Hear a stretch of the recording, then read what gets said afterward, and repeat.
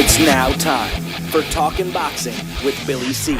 It began as a podcast, went live on the net, and transformed into a full-blown empire. It's the only daily boxing talk show on the planet, hosted by the only guy with the balls to do it. Many have stepped into the ring.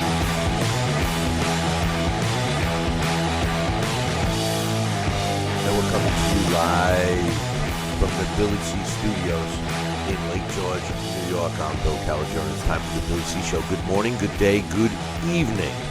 Whenever you're listening, hope you're doing all right today. I want to give a special shout out to our newest listener base, our newest listener base, Holyfield TV. And we're glad to be part of Holyfield TV's sports programming. And listen, special shout out to all of our Holyfield TV viewers. Drop us an email. Let us know how we're doing. Billy at Talkin' Boxing, TalkinBoxing.com. And don't forget to download our app. You can get it at Fight, F-I-T-E, fight.tv/Billy C. That's FITE.tv/Billy C. Download our app today and watch our show on your phone and any other handheld device you may got. Today's show is being brought to us in part by Sal's Neighborhood Pizzeria and Italian Restaurant, located on beautiful St. Simons Island in Georgia. Check out the website, www.salsneighborhoodpizzeria.com. We'll give my man a call, 912-268-2328, 912-268-2328. Find out why I go all the way to St. Simons to get a decent piece of pizza. I'm going out there soon. I'm going to be coming down soon, so Sal better get the ovens heated up for me. Today's show is being brought to us also in part by Gawk Box. What is it, you say? It's pretty cool is what it is, I say. It's something that, saves you money and helps us out. And it costs you, sometimes it costs you something, and sometimes it costs you nothing. Go set up an account today, right now. It's for free. Visit our website, BillyCBoxing.com, and click on the Gawk Box banner. Today's show is also being brought to us by Fire Fan. It's a great new concept for sports fantasy games for all sports. Check it out. Just click the banner up on BillyCBoxing.com. And finally, today's show is being brought to us in part by my book, Tom Molyneux, From Bondage to Baddest Man on the Planet, is available right now where all good books are sold. And you can literally get a copy of it right now while you're watching the show by visiting BarnesandNoble.com or Amazon.com. Now, if you like to get signed copies, don't worry about it. We'll hook you up. Just visit our website, www.BillyCBoxing.com, and click on the book, which you can't miss. Just make sure under the comments you write how you want it inscribed. That's it. Coming up later in the week, we got the blast from the past, another request, Nicolino Loche. Alex Papali will join me, and we'll talk about the Hall of Famer, one of the greatest defensive fighters of all time. Also, later in the week, like tomorrow, Boxing Hall of Famer Larry Hazard joins us. And then later in the week, I believe it's maybe Thursday, we have an author of a new book that's out about a couple of famous Jewish fighters like Barney Ross and Max Baer. And Jeffrey Sussman is going to join us later in the week. So that's what we got on tap today on tap. Dax Khan will be joining us a little bit later. Some of the things I want to talk about today, a couple of fights that took place over the weekend. We got some big fights coming up this weekend. But first, it was announced late last week, that Dana White, the big cheese over at the UFC, said that according to him, he was going to have it set. This is him on Friday, but he said that he was going to have the Conor McGregor, Floyd Mayweather fight deal wrapped up by Sunday, asterisk, meaning the Conor McGregor side, and then he would go ahead and start to negotiate with Floyd Mayweather. I have a couple of quotes from him. I have a couple of statistics about the projected fight. You've heard my thoughts on it, and I'm going to give you some more on why I don't think this fight will happen. But first, joining me from beautiful St. Simon's Island, he's a New Jersey boxing Hall of Famer. He's a Guinness Book of World Record holder, and he can toss a pizza and make some great Italian cuisine. Ladies and gentlemen, boys and girls, children of all ages, please welcome the man, the myth, the legend himself, Sal Rocky Senecola. Good morning, Sal. Good morning, Bill. How are you today? Oh, not too bad. Not too bad at all. I hope you're doing well. I know you're always wishing for chilly weather and snow, Chilly. and you Yes. need rain. Fortunately for us up here, we're going to get the rest of the week is going to be nice. So I'm happy about that. I was just about ready to go to the building supply store. Notice how I didn't mention a name, Sal. You see, that's how we got to do it. That's a neat non-plug. That's a that's a non-plug. That's right. I went to the local building supply store, which I won't name because they got to pay us to do that. But You don't want me to guess, do you? no, I don't. I don't want you to take any guesses because even if it wasn't the right one, it's But the truth, another plug. but the truth of the matter is I was ready to start buying lumber. I was going to build an ark, but we're going to get the rest of the week is going to be straight. But I tell you, nice. I should say not straight, but I got something to talk about. We got a bunch of things, but first and foremost, you and I have talked a lot about the potential showdown, the crossover fight between Floyd Mayweather and Conor McGregor. Well, let me get you caught up to date. Late last week, Dana White, the El Presidente of the UFC, said that he planned on wrapping up the negotiations with the Conor McGregor side by Sunday. I haven't heard any reports suggesting that he was successful in this, but he claimed that he was going to be done. And his quote was as follows. He says, "I plan on having this thing locked up by Sunday, then moving on to Team Mayweather and starting a negotiation with them. If we really do get it done in the time frame, then this thing could possibly happen. But then again, I still need to go and negotiate with Mayweather's team. There's no guarantee that we're going to come to a deal." That quote, I think, Sal, I think it puts it in perspective. I've heard nothing but discussion and talk about how the fight's going to happen and how the deal is already done and blah, blah, blah.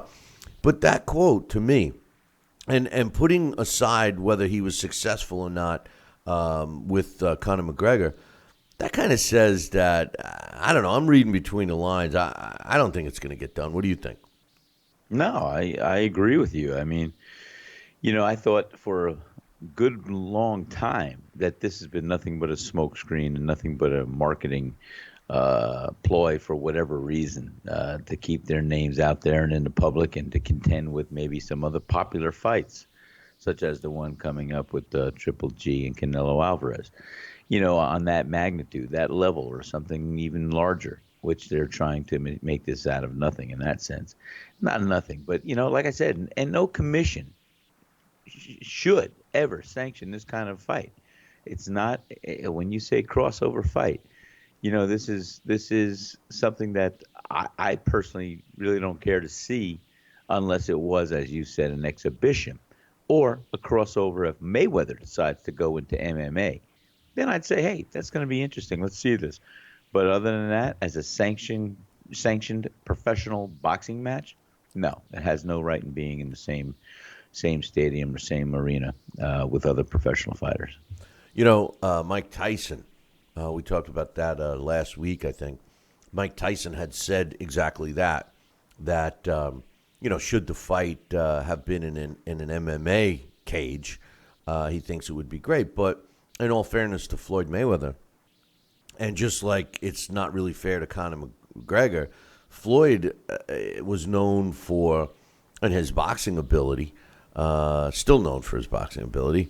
So it would kind of be unfair to suggest that, he fight in an MMA cage. However, he does claim he's the greatest ever, and that would just, elevate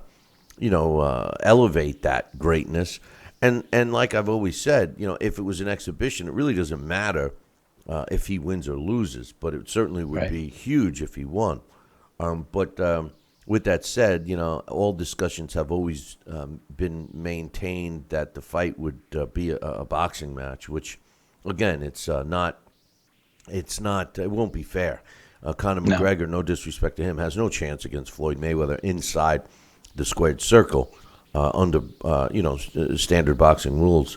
But I find it interesting that Dana White says if we're going to get it done, it could possibly happen. All these words and phrases that really, to me, nail home the fact that it's not. Now, the other issue is money.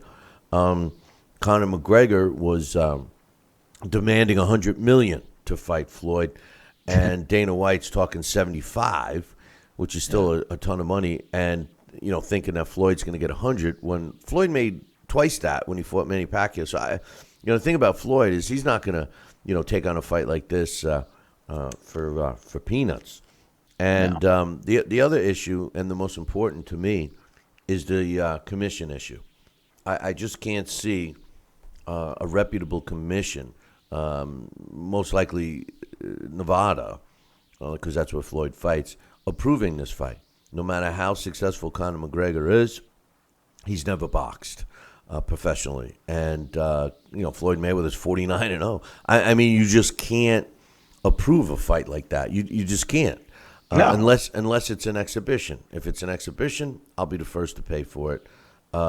My bottom line is I've maintained I didn't think the fight would happen. I still don't think the fight's going to happen. What do you think, Sal? No, I've said also all along, this fight shouldn't happen, and I don't think that it's going to happen. And from Dana White's comments, with the kind of the negativity in the sense and the way he's leaving it, if we could do this, if we could do that, it's the old back pedal. We'll see, and maybe they're going to gracefully exit stage left. Well, the other thing that they could possibly be doing, Sal, is throwing the pressure on to Floyd, saying their side is done. Now it's up to Floyd. Because remember, Floyd has been in the public. He's talked about this fight and saying he wants it. I mean, I can't blame him. I mean, especially if it gets approved as his 50th fight. I mean, it's an easy win for him. It really is. I mean, no disrespect to Conor McGregor, but it's an easy win for Floyd. I mean, there's no question about that, But hey, Sal, hold that thought. We're going to take a short break now, and when I come back, I got some quick results I want to talk about. Another one of your old guys got a W this past weekend. You better not be brushing off any equipment, any training equipment. But I'm telling you, Bill, I want you as my manager. Yeah. I'm going to go back. You need a manager. Yeah, you need your head exam. See, I like I was saying, Mauricio Suleiman, everybody needs to get their head scanned before they start fighting for more reasons than one. Hey, listen, hold that thought, and we will be back in about 2 minutes. Billy C will be right back.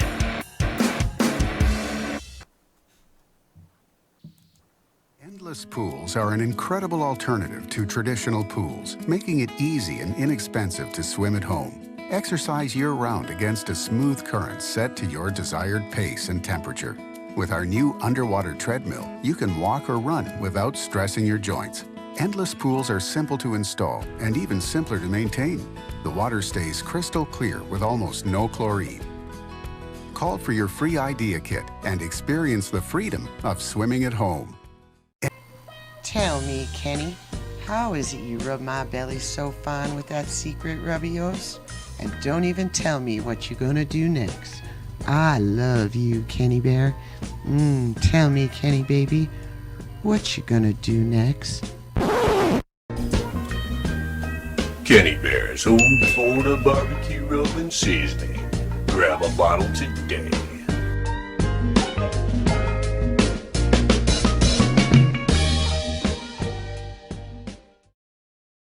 Are you currently on Medicare? In other words, do you carry the red, white, and blue Medicare card? If so, are you suffering from chronic back pain? If you answered yes, you may be eligible for a pain-relieving back brace covered by Medicare at little to no cost, shipped directly to your home for free. These medical-grade back braces are ideal for lower back pain, arthritis, spinal disorders, and other chronic back problems. Will you qualify for a medical-grade back brace? Call Back Brace America at 1-800-290-8300.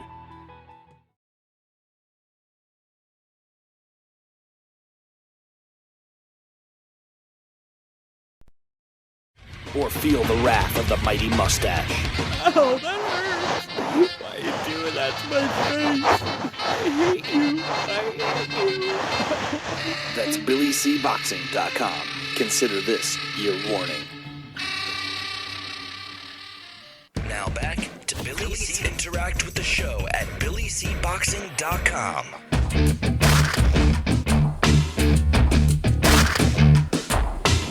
And we're back. You're listening to the Billy C Show. Glad you could join us. And don't forget about my book. Yeah, get yourself a copy. You can get it right now on BarnesandNoble.com or Amazon.com. Or if you want a signed copy, just visit our website, www.BillyCBoxing.com, and get a copy. I tell you what, Sal, I'm joined here with my man Sal Rocky Senecola, and I tell you what, just watching that back brace commercial, the guy in it, really, my back hurts every time I see him. And he writhing in pain. So I got to get me one of those. I got to get me one of those. The other thing, I kind of watch commercials, but that pool thing looks pretty cool. Like where you can just swim in place, endless pool, endless wave. Yeah, you could swim. You could swim for miles and miles and never leave the same pool. In the running, the treadmill with water. Yeah, no, that's a good one. But anyway, this past weekend we had an old guy, younger than us, but old, way younger. You got a decade on this guy, but James Toney, clearly a future Hall of Famer, 48 years old.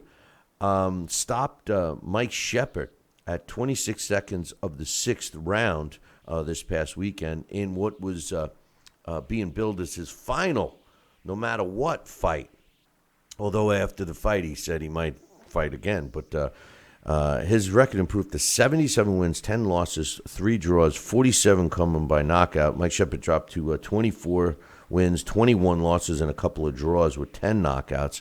I don't know if you saw this fight, or I don't know if you saw any photos of this fight, Sal, but let me tell you something. James Toney, who I've run into several times at different events, most recently up at the Turning Stone, and he's a funny guy. He's he's fun to chat with, but he looked like Butterbean. He weighed in 248.8 pounds, what? And he had bigger boobs than Dolly Parton. Did you see any footage or pictures of that? No, I did not, but I'm going to look for it now. I'm teasing.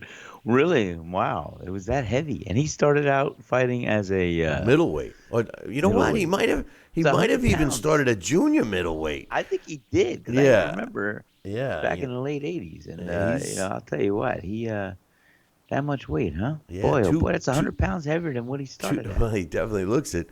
248.8 pounds. And but think about that. That's 100 pounds heavier than what he started at.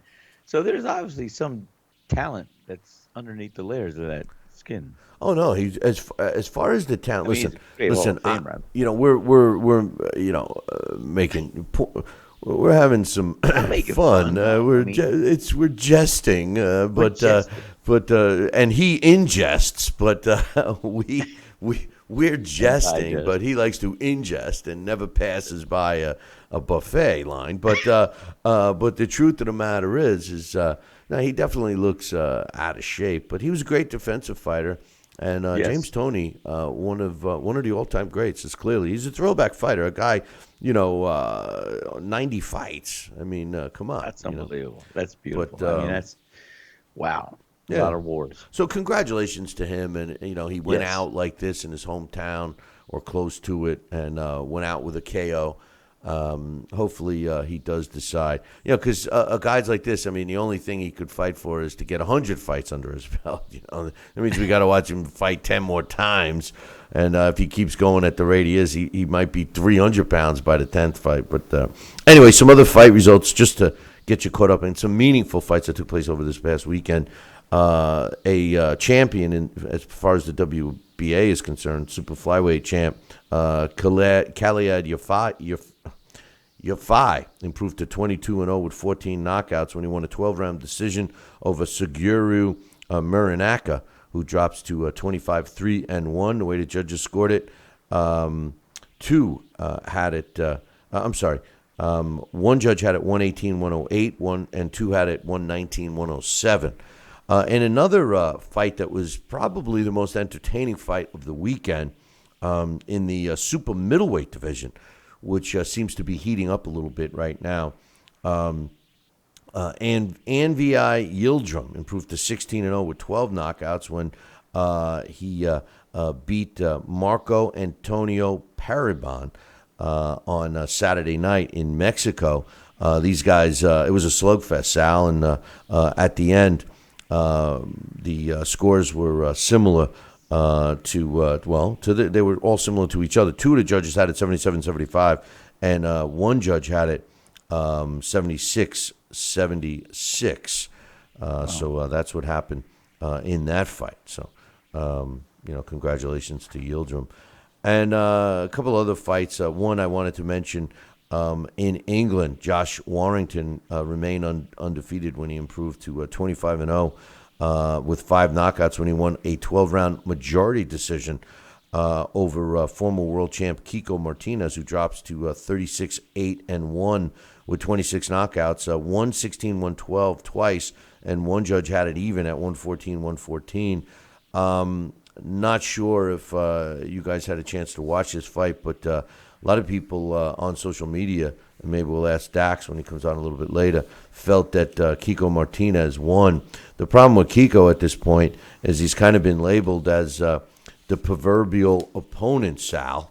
The fight was close, and you could even say that Martinez won by a smidgen. But, when the scores are that close, it boils down to, one subjective opinion versus another. I mean, don't you think? Oh yeah, 100%. And it could have been swayed by whatever point here or there. That's a closer fight than I'm sure one opponent anticipated. One of the fighters anticipated. A couple other things I wanted to mention real quick. I got some emails to read, and like I said, probably in about 45 minutes or so, Dax Khan will be joining us to give us an update on what's happening in social media, plus some news on Joe Smith Jr. and his next opponent, which isn't going to be an easy one. But according to some reports that were released, the Julio Cesar Chavez Jr., if you want to call that his performance, his fight against Canelo Alvarez, they're saying that they got more than 1 million buys on that. I guess the official announcement will be coming out soon. That doesn't really surprise me, Sal. I mean, Canelo, I'm losing interest in Canelo as a fighter because of some of his antics. I can't stand the diva isms of some fighters, but you can't deny his talent, and you can't deny his drawing power. I mean, the guy sells tickets. What do you think? Yeah, he does sell tickets. I mean, he's been marketed pretty well, and he is a commodity, and he's exciting on some levels to watch. And let's see, he's got some good things behind him, and that's what people pay for. They want to see it. Like I said, most fans, they can identify with a certain fighter. That's why they gravitate. and they're that loyal to a fighter. So there's something appealing about Canelo Alvarez that a lot of people do want to follow and do want to watch and do want to root for him. So, that's it's great marketing on his part. Not that anyone cares, because I think that his career should be, definitely over at this point. But Julio Cesar Chavez Jr. Has said several times in different interviews that his career is still moving forward. That he feels that he got conned into losing too much weight, that he was too weight trained and he was weak. And he actually did say what I was saying after the fight, Sal. He said, I focused on making weight, not fighting. And, it was pretty obvious. He says that he made a superhuman, his words, superhuman effort to make weight, and he was successful. And it's something that you and I talked about. I mean, it seemed like the fight that he was fighting was to prove that he could make the weight. And, the other part was he was supposed to fight inside the ring, which he failed to do. But he said that he's staying with Bernstein as his trainer, the same guy he criticized. I think he should just hang him up. I just don't think that he really has the desire. What do you think? No, I mean, it was, there's some fighters that you could see when they leave it out on the road or in the gym, and they're spent. We use that term or whatever, and they're overtrained, or there's a lethargic note of their actions and things like that. But I mean, we're talking about professionals being paid on the upper echelon level, and having enough notice to do things right and to try to be disciplined enough to take the weight off in a way that is not going to be as detrimental as if you just said, "Hey, I'm going to dry myself out and just lose a lot of weight." You could do one thing and you can do another. And the bottom line is, excuses after excuses is what he's going to buffalo his fans with and everything else. And if he should have attempted to show some spark, some fire, some desire to want to be in that fight, I mean, he didn't win one round, not one round in my eyes, and the judges as well. I believe yours too. So I don't know. I think at this point of his career, I don't know if people want to see of curiosity and buy a ticket to see his next opponent, and if he's going to be fed a little cupcake, as we say.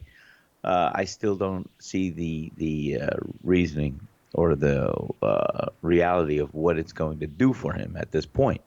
I mean, he's been there, done that, and he showed us what he's capable of not doing. And that's the last fight. A fighter's only as good as his last fight, and that's the image I have of him now. And I don't know if he should continue. I surely don't really want to see him fight. I don't care. His next fight might be in divorce court or with his wife. He's got a pretty hot looking wife, and apparently after the fight, which kind of popped up on social media, is a video of Julio Cesar Chavez Jr. in what looks like a hotel room, laying on a bed, and he's got no less than, at least in the shot that I saw, no less than 5 women all around him that look like they were in the process or getting ready to take the last little bit of clothes that they had on in the video off. So, who knows? Who knows what it was? They could do a lot of great things with video now. And for all I know, he was laying on his own bed with his wife next to him, and they superimposed all the other women. I don't know, but his next fight might be in divorce court. Hey, one last thing. Getting back to a serious fight, Triple G and Canelo Alvarez. They have it narrowed down to 2 locations in September, Las Vegas and much rumored Dallas Cowboy Stadium, which a lot of people feel it's going to end up in. We'll see. Dallas, especially for Mexican Independence Day, might be because of the Texas. There's a lot of Mexican Americans that live there. Makes some sense, but we'll see what happens. Plus, I think the Cowboys owner, Mr. Jones, is willing to open up the checkbook to bring it there, and that's what it's all about. So, one fight that was announced the other day was in the lightweight division, who's a champion, who I feel kind of got his belt a little premature, but Robert Easter is 19-0, not to be confused with Chris Kringle, but Robert Easter is 19-0 with 14 knockouts. It's been announced he's taken on his mandatory IBF challenger, Denis Shakirov, on Friday, June 30th in Ohio. Shakirov's got a record of 38 wins and 2 losses. But anyway, hey, Sal, we're going to take a short break. When I come back, I got a topic that's been just burning me. I mean, it's eating away at me, man. And I'm curious to see what you say. You know how we're always talking about, too many belts in the sport of boxing? Well, and the whole point about having too many belts is that it devalues the belts that fighters have. I mean, now we have, which belt is worth more? Which one would you rather have? I mean, everybody's got one. Like we were saying last week or the week before. They're giving belts out like precipitation, not precipitation. That's something that's not going to be. Well, now that I mentioned the belts participate. It looks like it might, but precipitation.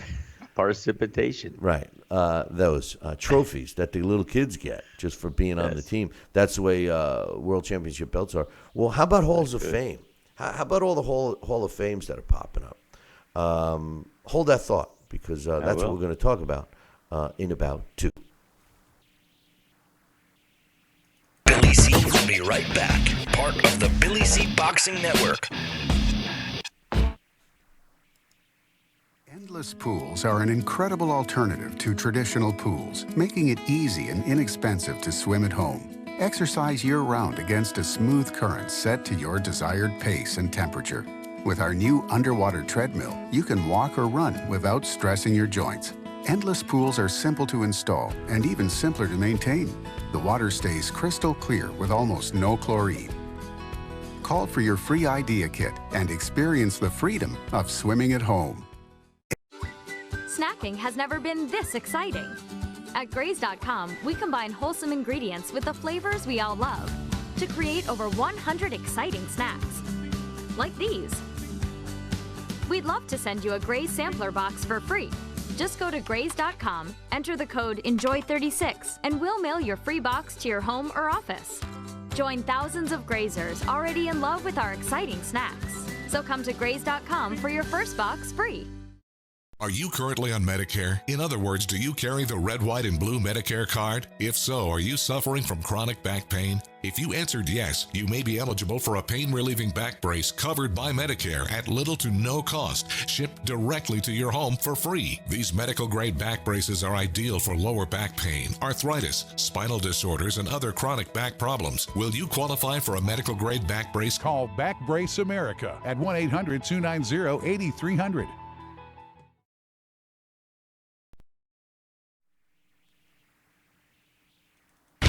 Check out BillyCBoxing.com now, or feel the wrath of the mighty mustache. Oh, that hurts. Why are you doing that to my face? I hate you. That's BillyCBoxing.com. Consider this your warning. Now back to Billy C. Interact with the show at BillyCBoxing.com.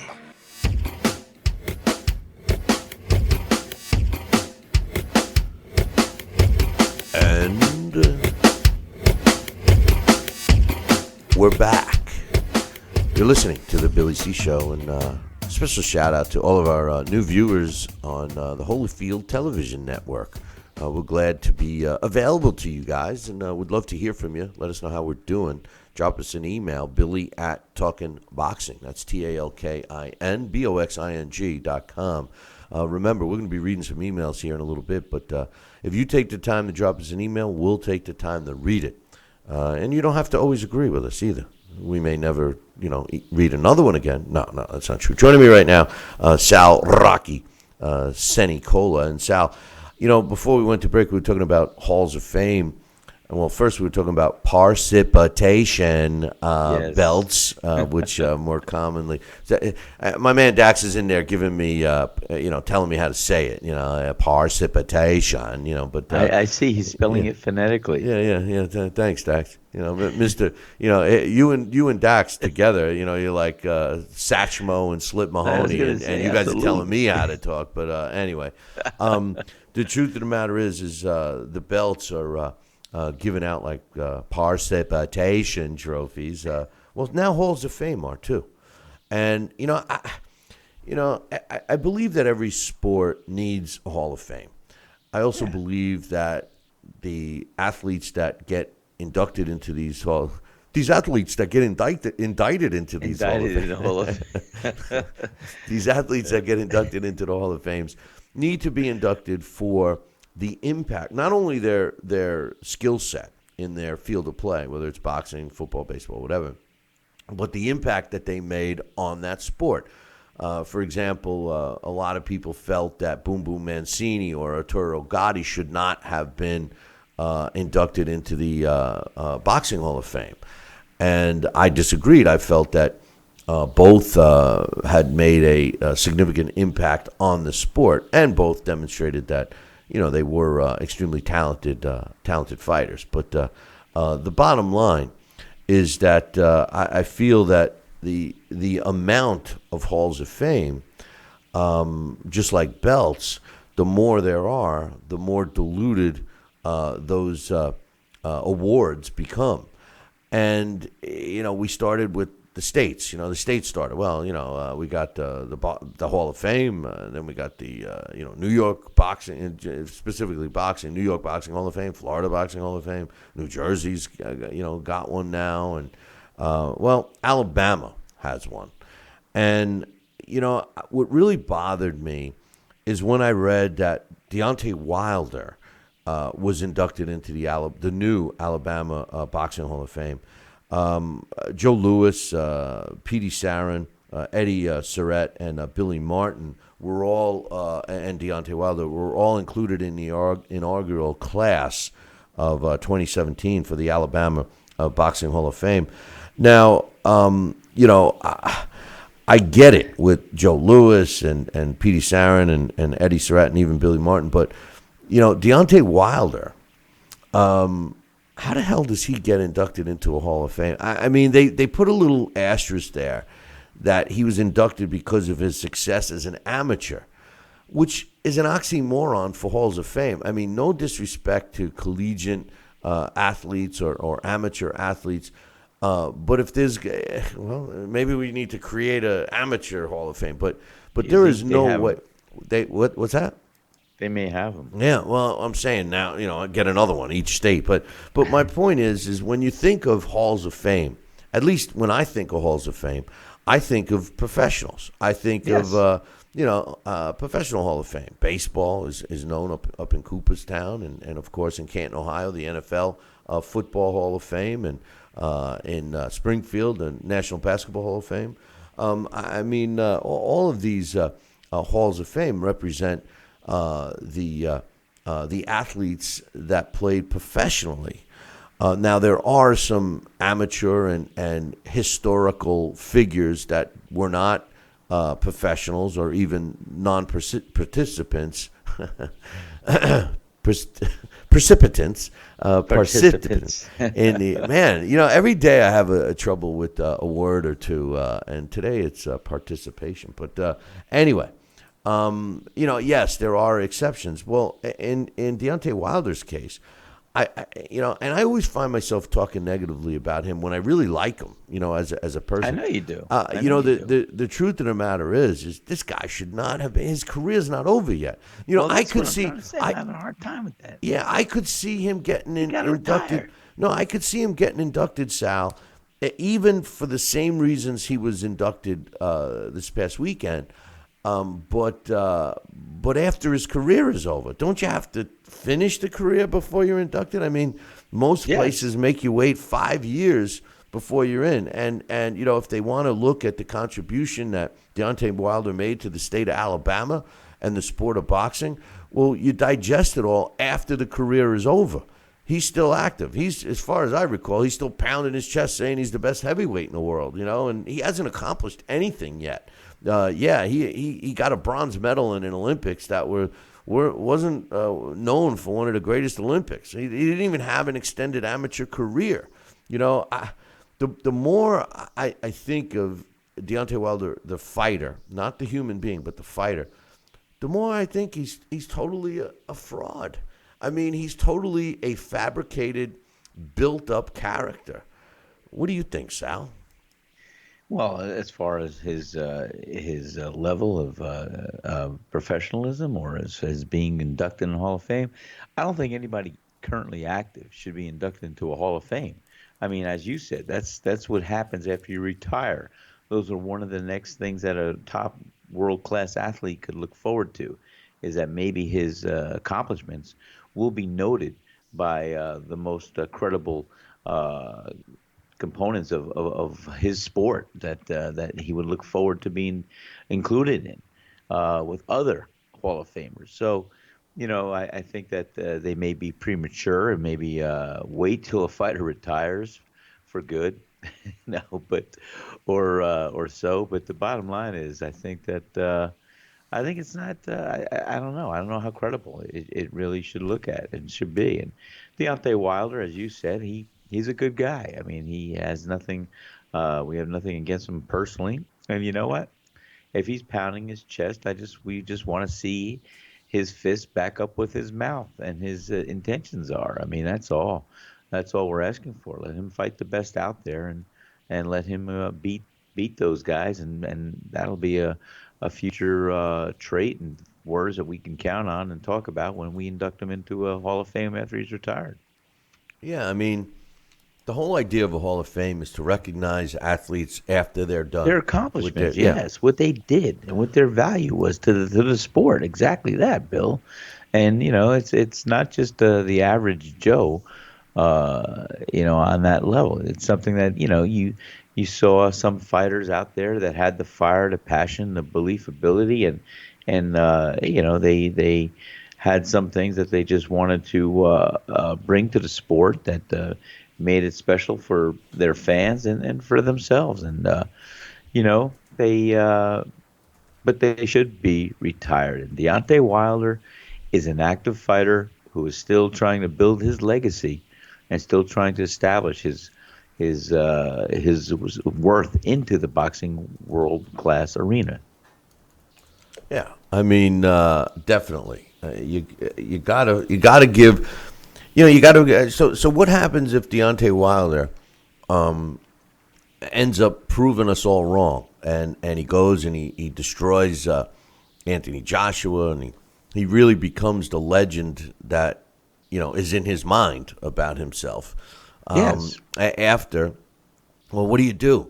You re-induct him into the Hall of Fame, the Alabama Hall of Fame. This time you add in all the other accomplishments. I mean, they're not even doing him justice by putting him in early. No. I understand that they needed him to help promote the Hall of Fame. I get it. Nobody has to send me an email and say, "Oh, well, this is why." I know why.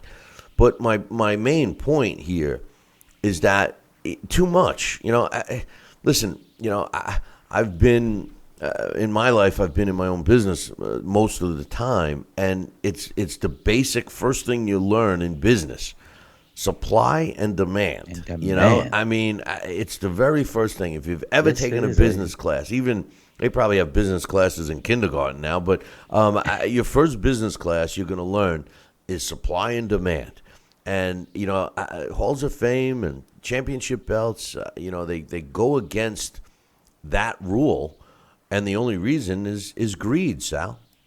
Well, of course, and that's that often is the incentive for other parties to promote something, is because there's a greed factor in mind, and that's what they're going to get. And like I said, I think it was a little premature. He's still an active fighter, and I think an active fighter, as long as or an active athlete, you don't see that happening in baseball, do you? You don't see that happening in any sport where you're still active and supposedly even at the top of your career.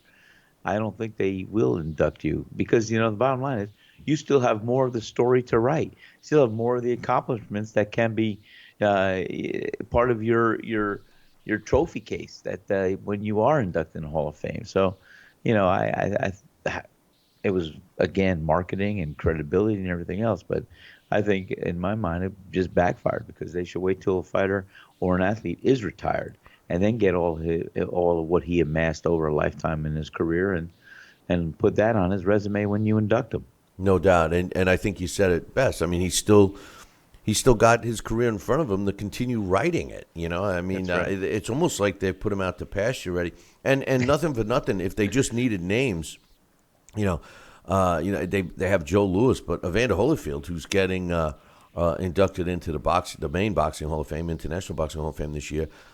He's was born in Alabama, and as well as he's a personal friend, but one of my favorite fighters of the Muhammad Ali, Joe Frazier era was Ernie Shavers. He too, from the state of Alabama. So wow. I mean, there's plenty of other names, but anyway, too many halls of fame. When somebody gets inducted into one. You're like, oh yeah, Hall of Fame. Oh, and then you got some of these guys. Well, he drove through Alabama once, so why don't we put him in? Hey, for that matter, I mean, geez. But anyway, hey, just to get you guys caught up on some sports scores real quickly, and I got some emails to read because I'm backed up on emails. Then we're going to take a break and get Dax Khan on. In the NBA, the Celtics. Earned a spot in the East Finals against the Cavaliers with a 115-105 victory over the Wizards last night. They win that series with the Wizards 4-3. So next up for them, LeBron James and the Cavaliers. Over in the NHL, the Penguins beat the Ottawa Senators 1-0, and they evened up that series, one game apiece. So that one's starting to heat up. Major League Baseball, the Indians beat the Rays 8-7. The Astros, hottest team in baseball right now, 7-2 over the Marlins. The Braves beat the Blue Jays 10-6. The hapless Mets, it's pathetic. They lose to the Diamondbacks 7-3. But the pathetic part is that they were winning this game again, just like yesterday, and the bullpen gets called in, and they start tossing batting practice and end up giving up back-to-back home runs. And at the end of the day, the Mets lost 7-3 against the D-backs. Angels beat the White Sox 5-3. Mariners over the A's 6-5.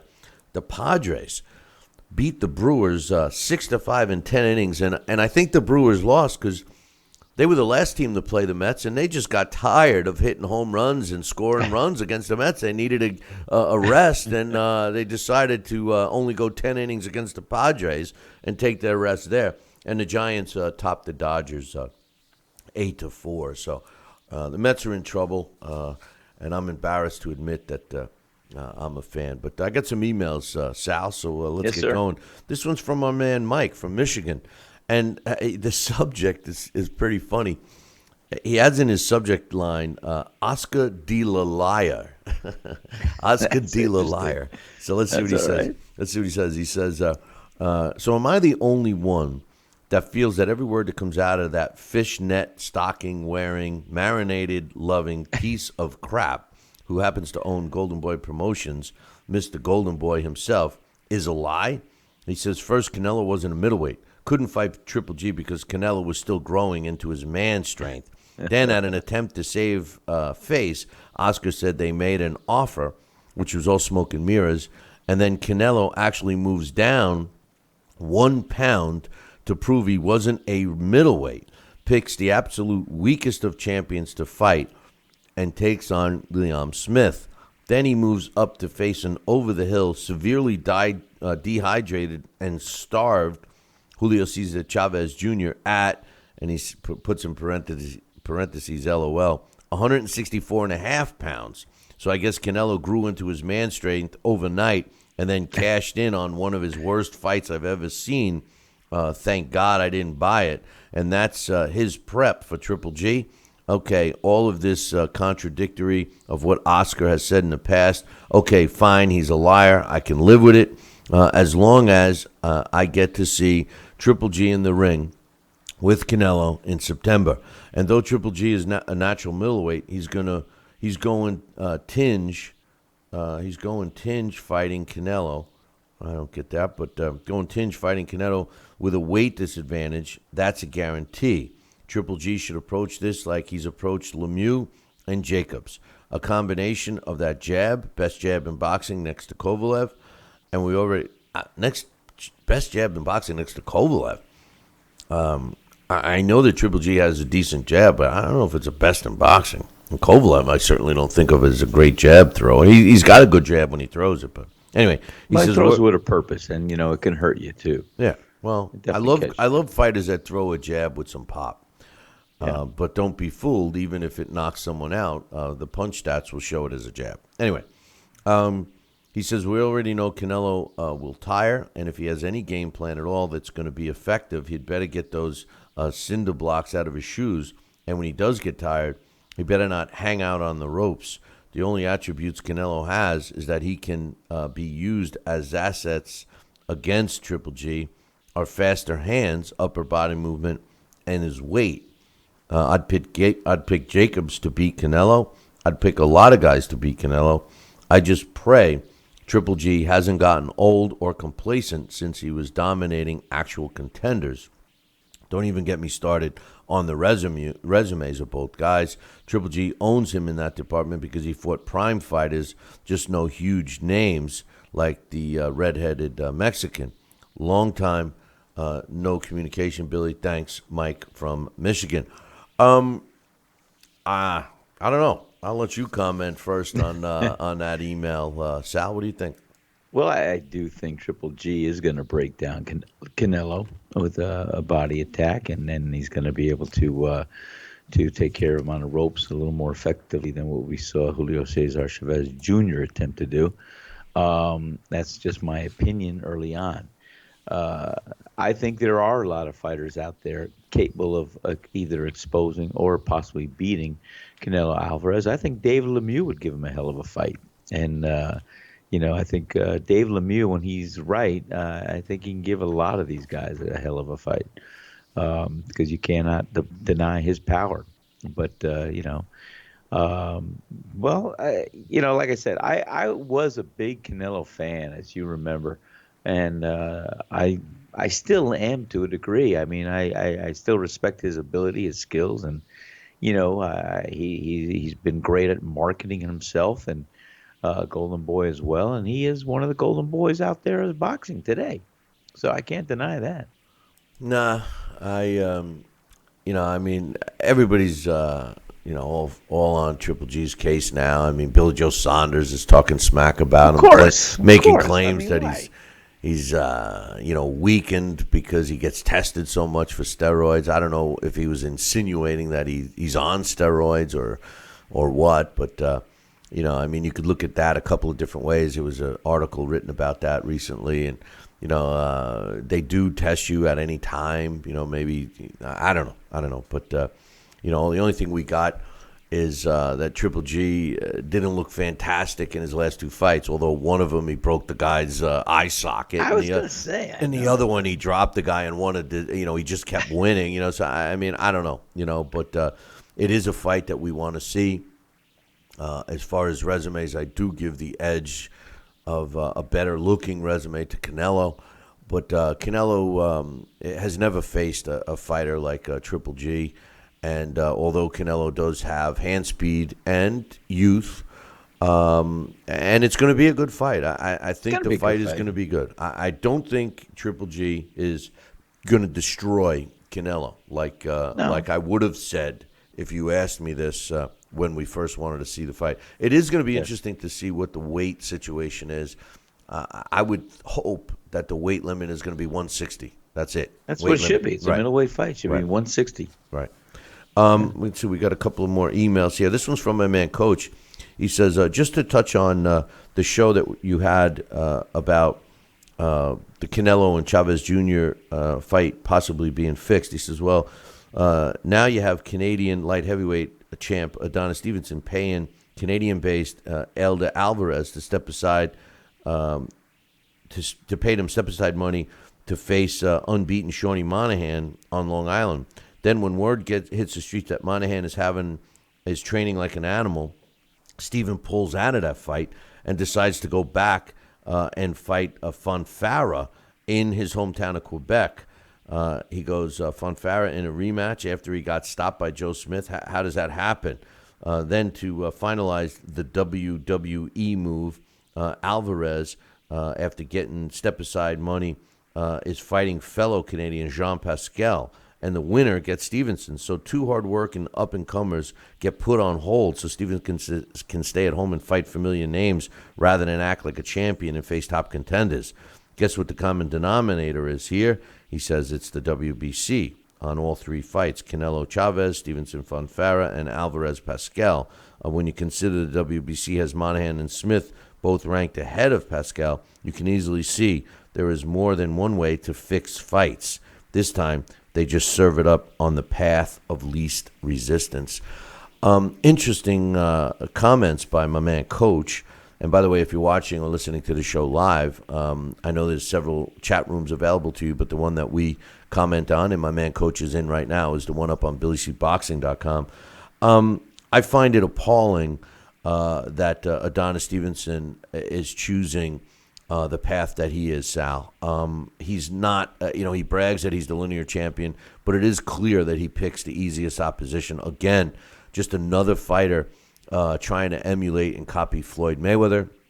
And although Floyd Mayweather was successful at cherry-picking opponents, to have all fighters try and do that now is ruining the sport. What's your thoughts?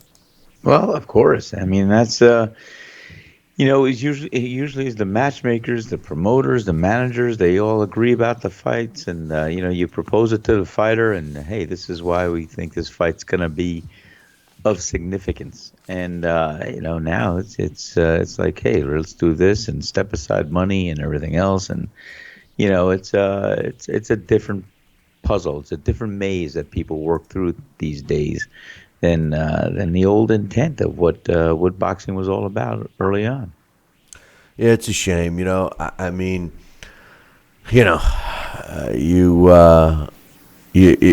become a prospect. The way it should be is the way it was. That's right. You box as an amateur, you turn pro, you become a prospect, you work your way into becoming a contender, you work your way up the contender numbers until you're in the top 10. You start using a ladder pretty much and fight the guys in front of you to move up a notch until finally you're in that number one spot, and that's the guy that should be fighting the champion. When I asked Mauricio Suleiman when he came on last week about that, he agreed that that's the way it should be, but he also admitted that sometimes you can't do it. If a fighter if a fighter wants to fight a specific person, and he didn't say it, but he insinuated that if they want to take the easier route, if they don't approve that fight, meaning one specific sanctioning body, another one will. And it becomes, although he didn't admit it, and he claimed that the WBC is a non-for-profit, which it most very likely is registered as. Doesn't mean people make money off it, but it doesn't mean they don't make money. But there you go. The truth of the matter is if we want to have a sanctioning body rise to the top and be the one that we think is the best of the best, then they got to be hardliners and do what they got to do to make sure that their champions fight the number one guy in their own rankings. That's a whole nother issue. Fighters go to these conventions for the sanctioning bodies, and they basically barter and get themselves ranked, and it's a terrible situation. The WBO, a lot of people don't give them much credit, but the WBO was pretty hardline on that. And as a result, they may not have the best of the best in terms of champions, but they do kind of make their number one guys fight their champions. The problem is they don't have enough guys in the pool of fighters. But anyway, Sal, what were we going to say? You heard that inhaling? Like Yeah, I had a lot of words I to was ready. spew out. I It's heard like, that breath of air. I was getting ready for a big statement. It sounded like you were long-winded. No, I am. That was it. That was it. That was my cue, Bill. That was my cue. So what, you forgot or what? Yeah. No, I didn't forget. I was waiting for you to say, "Okay, Sal, spew it out." Well, I said Sal, and then all of a sudden the cat got your tongue. I don't know, but the bottom line, I got a couple of more emails to read, but we're gonna wait and do those afterwards. We're gonna take a short break right now. And when we come back, we're scheduled to have Dax Khan. And Dax is going to stick with us for 10, 15 minutes. He's going to give us an update on what's going on in social media, as well as some other things, including Joe Smith Jr. I just mentioned his name in the email from Coach. And Dax and I were talking off the air last night about his next fight.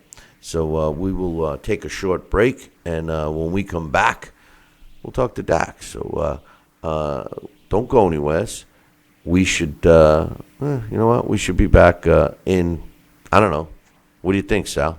I don't know, but I want to say something that I was going to spew out later. When you just let me know, just remind me so I can remember.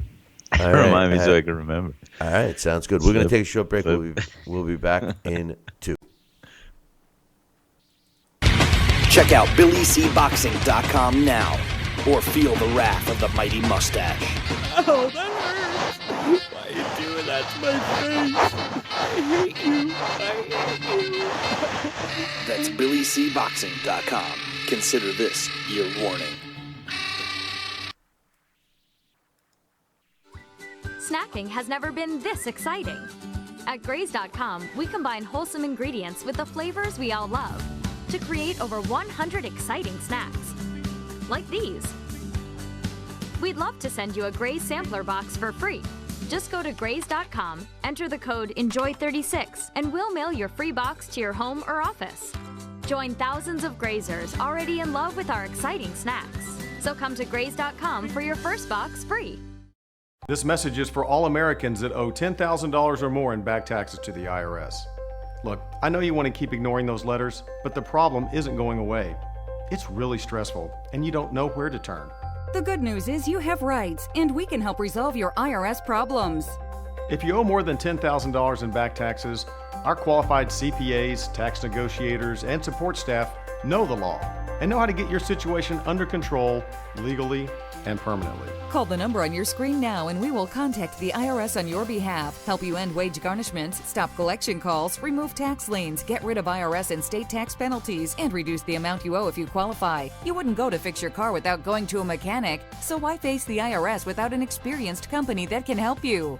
Let us take the stress of back taxes and the IRS off your shoulders so you can spend time on the important things in your life, like your family or your business. If you owe more than $10,000 in back taxes, call now and find out how we can help you.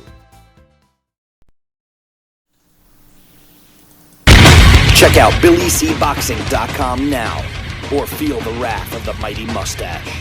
Oh, that hurts. Why are you doing that to my face? I hate you. I hate you. That's BillyCBoxing.com. Consider this your warning. Now back to Billy C. Interact with the show at BillyCBoxing.com.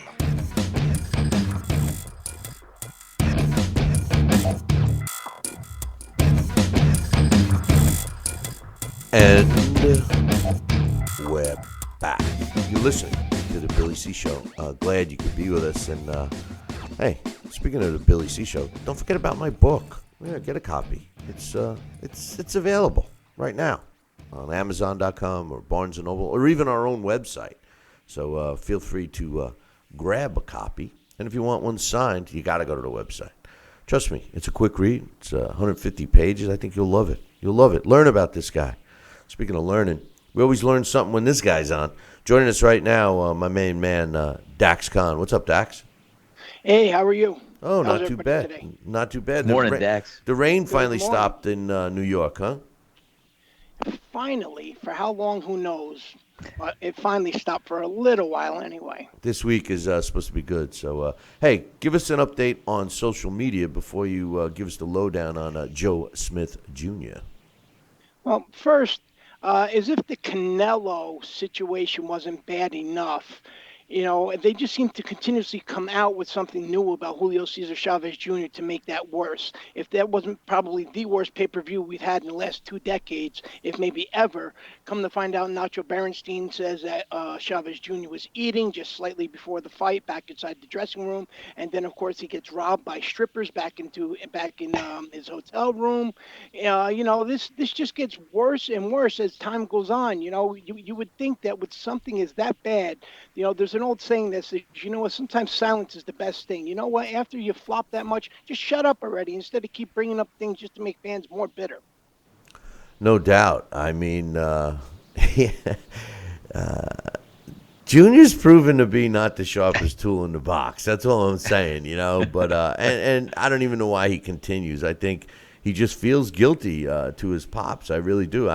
Any updates on Senior, because he seemed totally humiliated and crushed after that fight, and I wouldn't be surprised if their relationship is strained from here on out. Have you heard anything about that? Well, he's going to have his own show now on Animal Planet. It's called Chavez the Ostrich, because he's so embarrassed. I really think he's gone and he's hit his head in the sand someplace, and I can't blame him. Funny guy. Yeah. That was good. Okay. What else is going on in social media, brother? Oh, what else is going on in social media? One, before time goes on too much, just our condolences to the Peltz family with the passing of Eric Peltz this weekend, last weekend, at only 38 years old. He was buried yesterday, so, our deepest condolences out to the Peltz family. Russell's one of the good guys in the sport, so you know what? It was a shame to hear, especially a guy at such a young age. Yeah, no doubt. You're right about that, Dax, and thanks for bringing that up. And the other thing is, too, female boxing is really catching on fire. Lou DiBella himself has promised me that he's going to throw an all-female boxing card in New York, with the attention that Heather Hardy and Shelley Vincent received on the undercard of Errol Spence and Leonard Bundu. And with the other things that are going on in the sport, it's very understandable. Now, Claressa Shields, she seemed to be the one who was really going to help put things over the hill. But, her constant ranting on social media and arguing with established world champions, and the fact that she's fighting for a belt against a less than stellar opponent, I understand that, at the super middleweight division in female boxing, there's not a lot of opponents, but she's really being hand-fed a lot of girls, and she's going to run out of opponents soon. If Claressa Shields runs out of opponents, which she only has 1 or 2 left, unless she goes overseas and she fights Tori Nelson, what's going to happen is female boxing is really going to be back into the same situation they were before Claressa Shields came around. She's actually going to be more detrimental to the sport than she's been a bonus so far. I don't know how anybody around her isn't telling her, something, compose yourself like you are, because what you're doing right now is you're hurting yourself. It's another classic example of what happens when you get a young kid who gets too much fame too quickly. They start thinking a little more of themselves than what they actually are. Well, I agree with you 100%. And the other thing is that I think, even though we're starting to see more female boxing, that's the positive. The negative is they're not fighting anybody. They're following the same path as the men. And the whole point about female boxing, which I had hoped, which would really put them on the map, is if they were fighting the real fights, and they're choosing not to. And I don't think hey, good luck to Lou. I hope that it works out. But I just see the same thing happening, a lack of interest, when you're in mismatched fights. As far as Claressa Shields, why didn't you go fight the German champion over there? I mean, if she's that good, fight her. She's the top female fighter in and around her weight. She's going to have no choice but to either drop down to middleweight or she's going to have to go to heavyweight because there's no other fights available. Right. Well, and like you said, yes, and we broadcast one of the Female Boxing Hall of Fame events, and all the female fighters were extremely proud of Claressa Shields when she won the gold medal, the first one, and she really made an impact on them. Now it's time for her to make the impact on the other side, inside the ring as a pro, and we'll see what happens. But I agree with you on that 100%. Definitely. Now, here's something frustrating. Today, you guys have spoken a lot about sanctioning bodies, and you've spoken a lot about the participation awards. It seems the sanctioning bodies are becoming more like participation awards. Absolutely. This weekend, on the undercard of Gary Russell and Oscar Escudon for Russell's WBC featherweight title, what's going to happen is Jose Uzca Degui is going to face Andre Durrell for the interim IBF super middleweight title. Now, interim titles are bad enough, but now when they're being contested between two guys who don't deserve a shot at any sort of title, even a minor one, that really just brings things down to a lower level. Andre Durrell was given a shot in 2015 against James DeGale.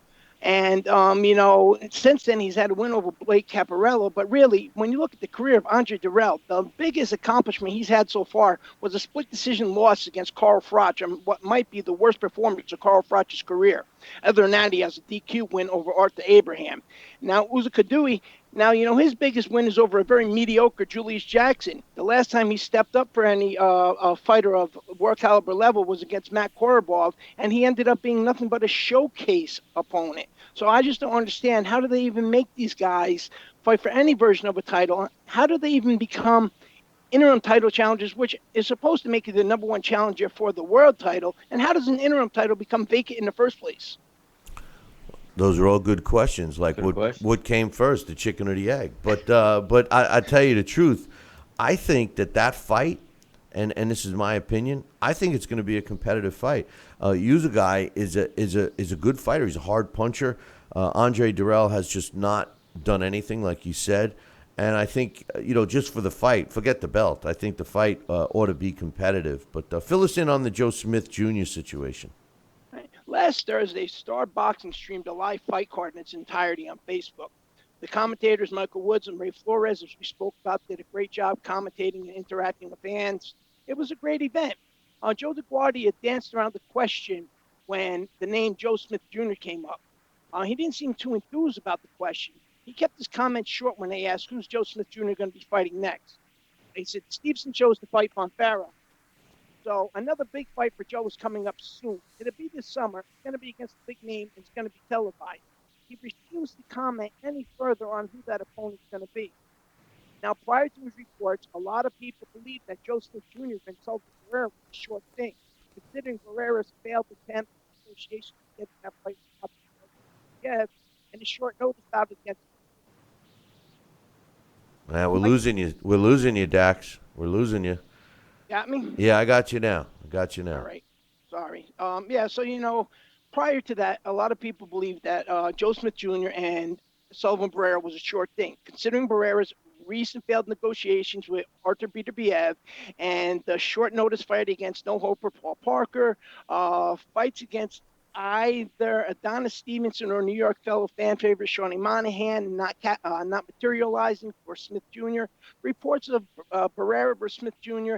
seem very credible because both needed a big dance partner. Less than 24 hours later, though, what do we find out? The WBC orders their number 3 ranked Smith Jr. to fight their number 2 ranked Alexander Zvodzik. The name Zvodzik, man, this is a very good fighter. And if I was Joe DeGuardia, I wouldn't be too happy with that decision either, considering he just went through Uniseki Gonzalez, a very good light heavyweight, also under the Star banner, like a hot knife through melted butter less than 2 months ago. Almost. I like the fight though. I totally get it. I think Joe Smith Jr. is being the odd man out, but at least they're putting a number 2 against a number 3 guy. But I agree with you. That's gonna be a tough fight. But the bottom line is this is what we cry about. This is what we want. We want to see guys fighting real fights. All of a sudden we can't change, direction and say, well, it's too tough of a fight for him. Joe Smith popped onto the scene. He got a big win. And then, yes, it seems that no one wants to fight him. This is kind of a move, even though it's going to be another tough, stepping stone for him should he get by. I doubt that there could be any denying that, he gets that next shot. Remember, his win was over Fonfara. And Fonfara was, I think that was a guy that was totally overrated from the get-go. And it is a sin that he's getting a rematch with Stevenson, especially after a nonchalant victory to get him back in the picture. But Joe Smith Jr., this is almost like a championship fight for him, Dax. No, there's a catch, though.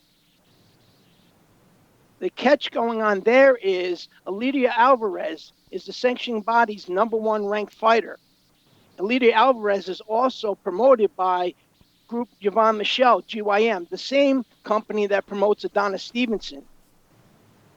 They've already paid Alvarez step-aside money so Stevenson can fight against his next opponent, which is Fonfara, that Joe Smith Jr. already beat. Now, just because should Joe Smith Jr. win this, that doesn't guarantee he's going to get himself a title shot, because all they have to do is keep manipulating and maneuvering around. And you know something? Unless there is some way to get Elidio Alvarez out of that #1 spot, Joe Smith Jr. is not going to get that title shot. See, this is the game right here of leverage with promoters and promotion power and who you have behind you. It's not so much your accomplishment, it's who you got behind you that can kind of manipulate and usher you inside to that situation.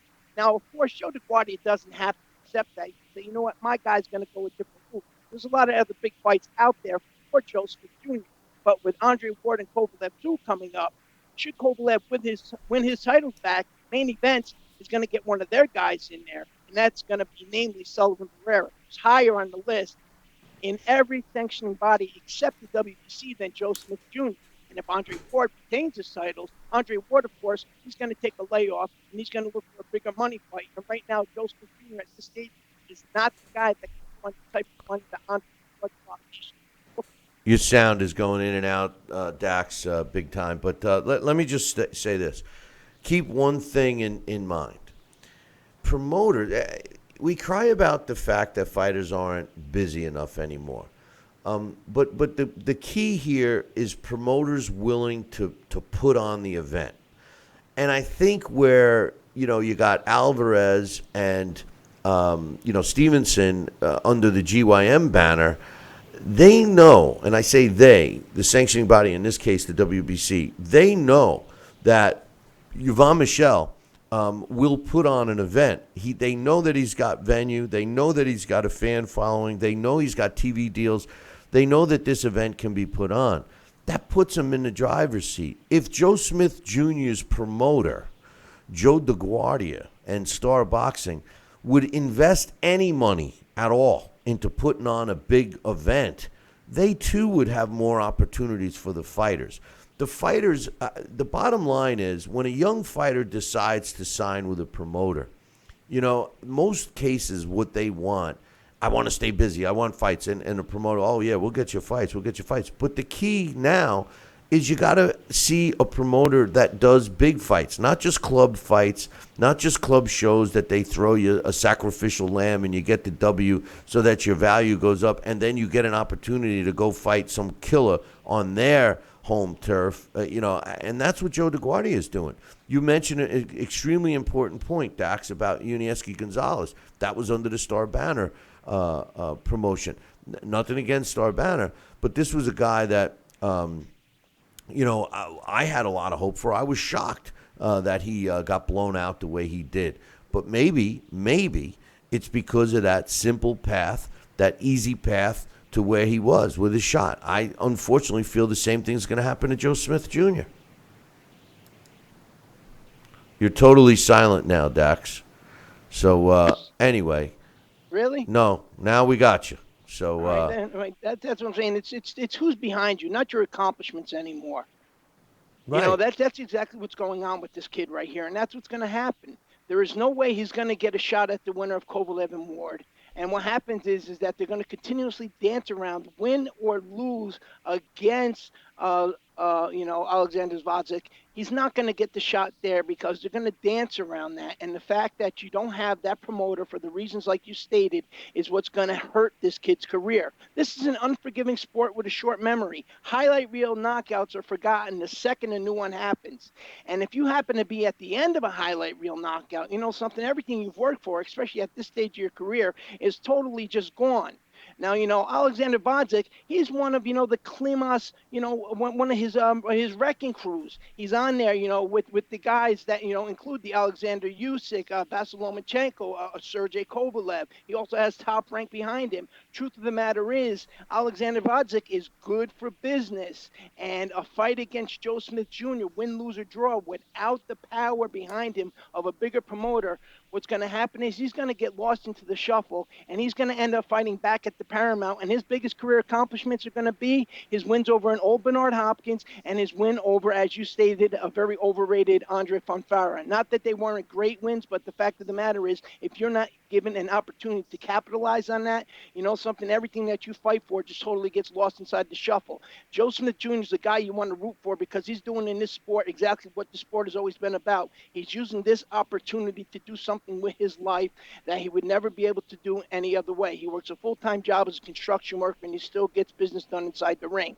So, at times, we complain about where guys don't fulfill contracts. Canelo was a guy, who's still going through contract issues. Andre Ward was a guy we complain about. And there's a lot of others. But something, there comes a time where you see a guy like a Joe Smith Jr. who's worked hard, not getting his just due, where you have to say to yourself, you know what, I'd like to see this kid get out of his contract and go with somebody who can at least give him the opportunity, win, lose, or draw, give him what he's worked for. The biggest accomplishments that he's making is making money for Joe DeGuardia. I mean, that's the truth. And as far as you just said something, and you were giving credit to him, and this is where I find that the sport is in its biggest negative. You gave credit for Joe Smith Jr. for getting work done inside the ring, as well as on a construction site, because he has a full-time job. And I get it. In life today, it's very hard to make ends meet. But that's one of the biggest problems with the sport of boxing today. Fighters are doing it part-time. We don't have the full-time trade of a fighter anymore, a boxer. And the sport is suffering because of it. And I want to ask you something, Sal. The question that Dax was making about the rankings and everything else, the comments he made about the WBC, et cetera, doesn't that fall into what we were just saying where, if you're a fighter and you get ranked with a specific sanctioning body, you want to stay with a sanctioning body that's going to give you the opportunity to move up in that sanctioning body's rankings. Because remember, the four major sanctioning bodies all have their different rankings. So you might be ranked at one at number 5 and number 1 at the other one. So you want to be with a sanctioning body that's going to rank you and give you the opportunities to move up in the rankings. How they're having a number 3 and number 4 guy fight with no room for advancement, like Dax just said, with the other fight already, the winner of the Stevenson fight already looking that he's going to be matched with someone other than Joe Smith, is not fair. What's your thoughts about getting back to basics and having these fighters have the opportunity to climb the rankings and fight the guy that's above them to take that higher spot? Well, and that's exactly what it is. I mean, that's how it used to be. I remember, each state had their state champion. Then we had the NABF, the National Boxing Association. Then we had the USBA, the United States Boxing Association, USBA. And these were all the platforms that you became a ranked contender in the world. Then you broke into the top 10 of the world. And you would climb your way up because every 6 months, the champion of that division or that council would have to take on the number 1 ranked contender in the world.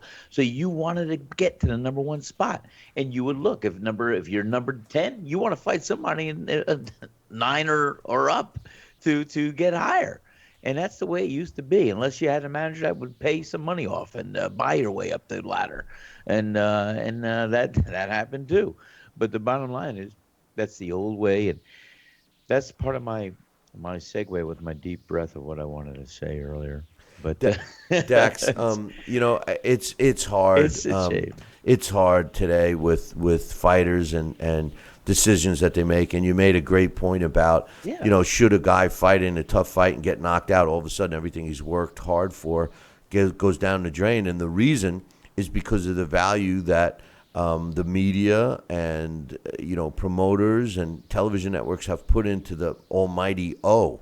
And unless you get some other way of having people ignore that, as a guy like Joe Smith, whose claim to fame was the knockout over Fonfara and the fact that he's unbeaten, he loses in another tough fight, and people are going to be saying, they're going to use the E word. He was exposed. What's your final thoughts on that?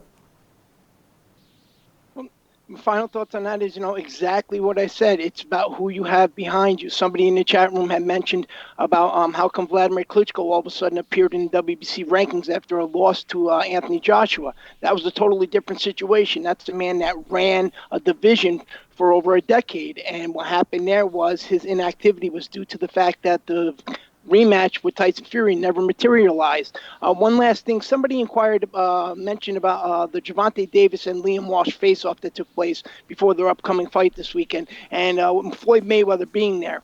Now, this is another guy who, despite as great of a fighter he is, something, he seems to kind of be a little bit detrimental to this kid. Floyd spent more time talking with Liam Walsh than actually Gervonta Davis did. Floyd mentioned that, Davis is going to win because in his fight against Pedraza, Davis told his corner, I don't want to hear what you have to say. I only want to listen to him. And I told him what to do, and that's why he's going to win. Walsh responded to that with saying, I'm not fighting you, I'm fighting him. But Floyd Mayweather seemed awful proud of the fact that Gervonta Davis was ignoring his corner and only wanted to listen to him. Now, what happens, Floyd, when Gervonta Davis is put into a tough situation where he needs instruction inside that corner and he needs to make some adjustments, and you're too busy ringside signing an autograph, or you're in front of that camera and Gervonta Davis has no idea what to do? Or worse yet, what we see a lot of times too, take Julio Cesar Chavez Sr., for example, all of a sudden this guy isn't living up to the expectations you want, and now all of a sudden you're angry and you're frustrated and you start taking your attentions elsewhere. I've seen that happen personally with Floyd Mayweather Jr. at a card up in Verona the night that Badu Jack was knocked out by Derek Edwards. All of a sudden, Badu Jack became the ignored guy, and all attention went on to a Jay Leon Love, who really is C-level at best. So where's that going to leave a 22-year-old impressionable kid? Either you're going to be his trainer or you're going to be his promoter. You can't be both, but you know something? By trying to be both and trying to use this kid and get this kid's head all confused, in my opinion, that's just a recipe and a guaranteed road for disaster if you don't do something right by this kid. I agree with you 100%. Dax, I appreciate it, and we'll look forward to you. You're coming on again later in the week, right? Later in the week, I think Friday we're on, right? Yeah, we'll do Friday, and we got a lot of fights this weekend, so we'll be looking for your breakdowns and predictions, my man. All right, absolutely. Everybody enjoy your day. The weather's beautiful. Take it easy, man. That's Dax Khan. Check out his column up on BillyCBoxing.com. And I just want to comment real quick, Sal, on something that he just said about Floyd and Gervonta Davis. Yeah. And we'll have more time later in the week, beginning Thursday, to discuss all the big fights this weekend. I mean, Gervonta Davis and Leon Walsh, Gary Russell and Oscar Escandon, the fight that Dax mentioned, Jose Uzgai against Andre Durrell. And there's a really good fight on Fox Sports, too, David Benitez against Porky Medina. And then, of course, Terrence Crawford is fighting this weekend against Felix Diaz. Wow. So we got a big slate of fights set. But I want to say this. Gervonta Davis, there's no question that he's a very talented fighter. But once again, and I know I'm going to get criticized for this, but once again, Floyd Mayweather is a negative influence. He may, this is why I make these crazy statements. People call them crazy, but they're not, Sal, where Floyd is bad for boxing. Floyd was successful at what he did. He was able to do everything that he did and turn it into a fantastic success story. There's no question. Whether you like him or whether you hate him, you can't deny it. And I'm not a big fan of his, but I would never deny that he was successful. But first of all, he doesn't really sign autographs like Dax. Dax was just using that as a metaphor. But the truth of the matter is the guy isn't approachable. And that's one of the things I don't like about Floyd Mayweather. He doesn't, interact with the fans on a positive level. He flaunts things, and his fan base seemed to like that. But as far as building a lifelong fan, I mean, the best athletes will always be approachable and accessible to young fans, to kids, because this will make a lifelong fan. I think that by Floyd doing what he's doing with the young Gervonta Davis, who's now traveling to England to fight his first title defense, I think he's hurting him. For a guy to not listen to his own corner and listen to what has Floyd Mayweather done as a trainer? You know, Floyd Mayweather Sr. is the trainer, not Junior.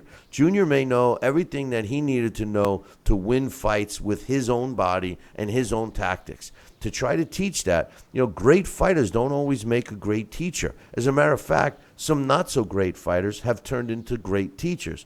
I think that Floyd Mayweather has hurt the sport in many, many ways. And for him to parade around acting like he's for the good of the sport, I think that the truth of the matter is he's nothing but a smokescreen, and that all he cares about is himself. And to be honest with you, Sal, I think he's been 100% negative for the sport because people are trying to do it the way he did it. And I don't think that it's easily done. I think that Floyd deserves the credit for being successful at the way he did it for himself, but I don't think other fighters can copy what he did and be as successful. What do you think? Well, and you hit it right there. I mean, that was the Floyd Mayweather game book and plan, and he did it very well. He was 100% successful at this point, and I think what you see or what you are seeing is just that other fighters seeing the success that he has had and the monies that he's earned in a ring and the notoriety, and they're saying, well, let me look at that game book that he wrote and let me see what I can take from it and apply to my career.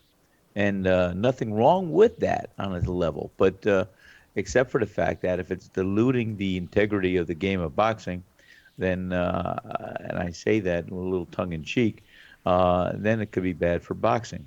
The bottom line is, each fighter has their career, and they got to map out where they want to be at what time during their lifespan in the ring, because, a fighter only has a few short years to break it into the top 10 to, as you said, the old days, you start out as a prospect, you become a contender, then you get ranked, and then you get a title shot.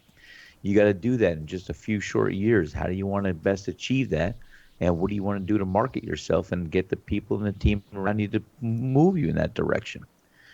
So, but I do give Floyd his credit where it's due. His game book was perfect for Floyd, but it's not to be copied by everyone. Everybody else, become unique in your own game plan and try to do what you have to do for you. No doubt. One last thing, we're going to take a short break and then come back with the last two emails I got. But Billy Joe Saunders is scheduled to fight again later this year. When is it going to be? I forget when it's going to be. But he is going to be fighting in London on the forgotten date that I didn't seem to write down on my notes, which I apologize for. But he will be taking on Avatel. I can't even pronounce this guy's name. Avantaldei Kurtzi is fighting Billy Joe Saunders. This is the guy that Saunders has been talking smack about in social media for a long time. He calls him Danny DeVito. And wow. The reason why is he's 5'4", and Saunders is 5'11". He says he will absolutely positively not lose against him. Kurtzi is 37 years old. He's out of Georgia, not your Georgia, out of the Republic of Georgia. We talked about that. I know. Which we won't get into because I don't want to be strung up when I come down in a couple of weeks. But he is fighting out of Brooklyn. And it's going to be interesting to see. He's under the DeBella banner. And I tell you, I think that Billy Joe Saunders, no disrespect, is another – I'm going to say he's part of what the problem with boxing is, but not because of him, because of the fact that he even has a belt.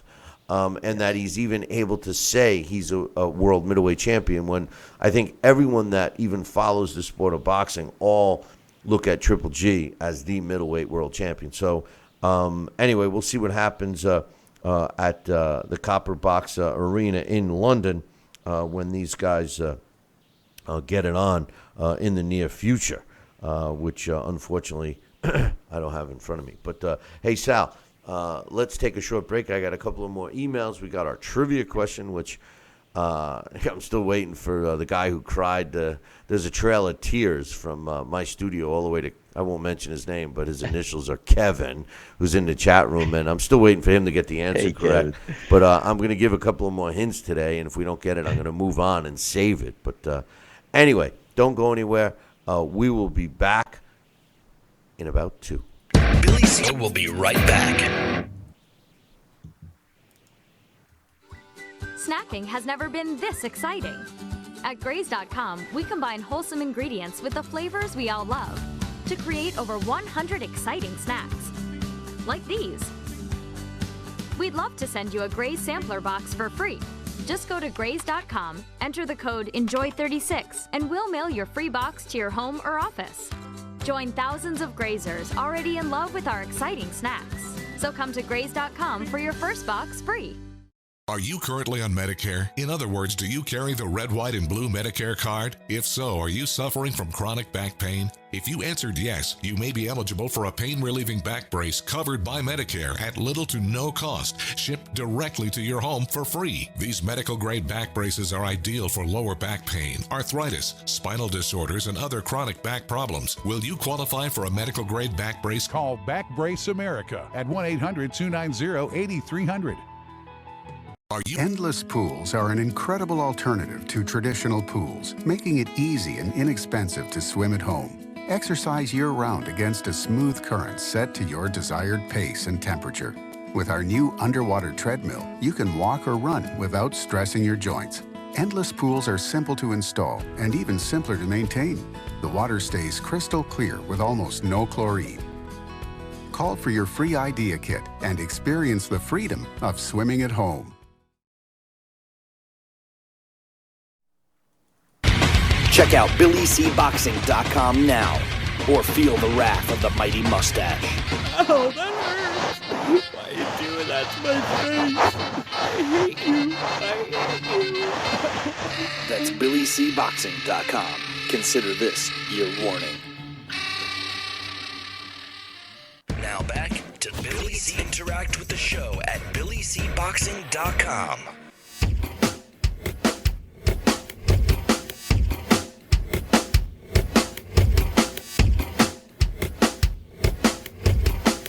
And we're back. You're listening and watching the Billy C. Show.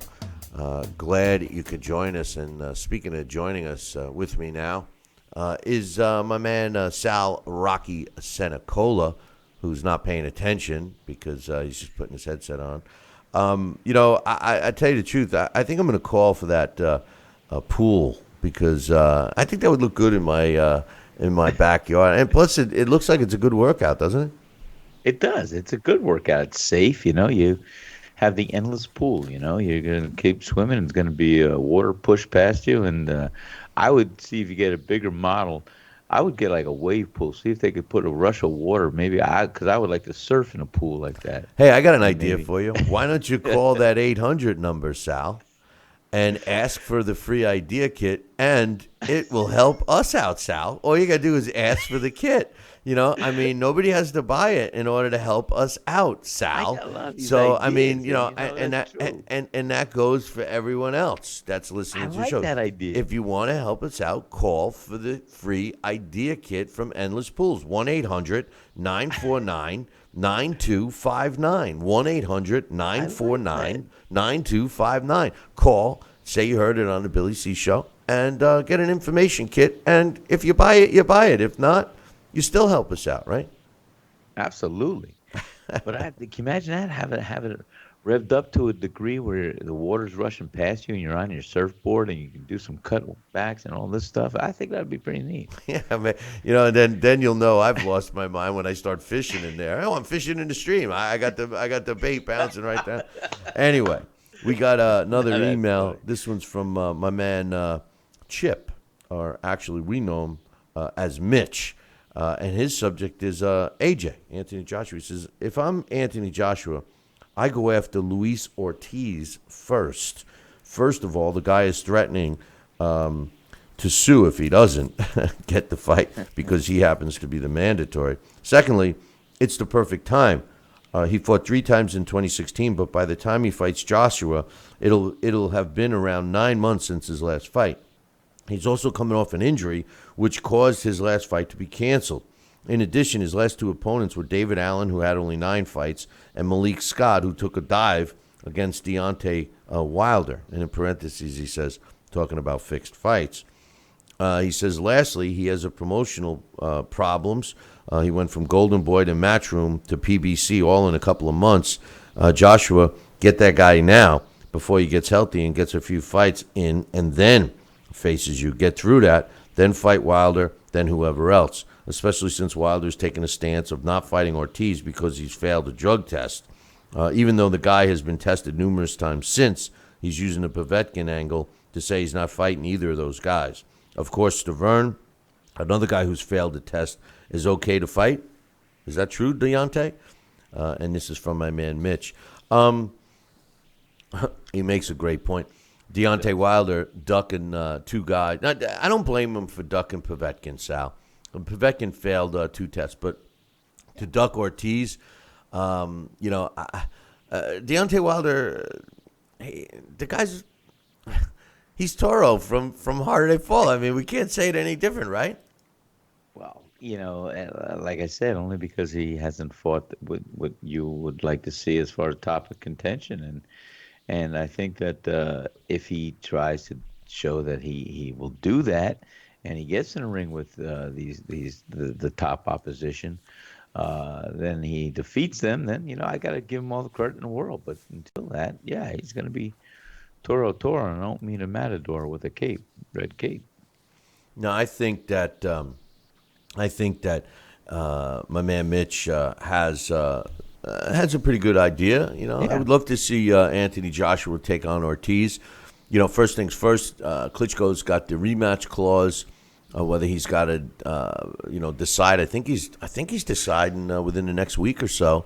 And should he choose to exercise that, then we know AJ will be fighting Klitschko again. If not, the path I would like to see is I would love to see Anthony Joshua go after Ortiz, let Klitschko fight Deontay Wilder, and then have Deontay Wilder, Klitschko winner, fight Anthony Joshua. I mean, Anthony Joshua so far has shown us that he's willing to fight the big fight, Sal, and there's no reason to fight anyone less than one of these top so-called champions. Even Joseph Parker should be thrown into the mix. I mean, these are all beatable fights, I think, for AJ. I think AJ can beat all these guys. I think he's the best heavyweight in the world today. What do you think? Yeah, I think you're right. And I mean, we've talked about it, and it's hard to say on a young fighter like this that he's still developing, but he is. He's not so much developing as he's showing his fans and everybody in the world what he can do and what maybe is exposed as far as potentially weaknesses or his assets. And that's all that's coming out right now. So he's just got to negate the negative and accentuate the positive. And I think any fighter should be able to do that. And let's see what he does here. He's one of the best. The best fighters in history of the sport have challenged themselves the most. Yes. And Anthony Joshua appears to be following that path.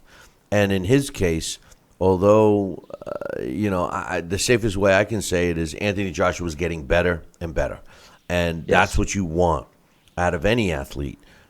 Each year you're in your sport is to get better and better. If you can constantly get better, you're just moving upward. There's no question about it. And once that skill set starts to fade, that's when your body and mind and people that might be seeing it before you are telling you it's time to start winding down your career.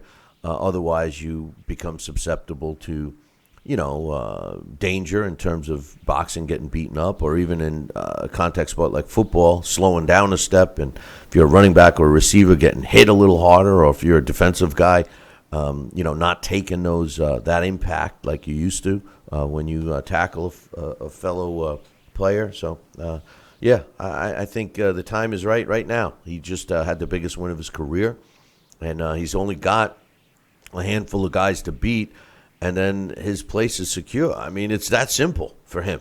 That's right. There's nobody else on the rise that you're going to say, oh, man, here's a young guy.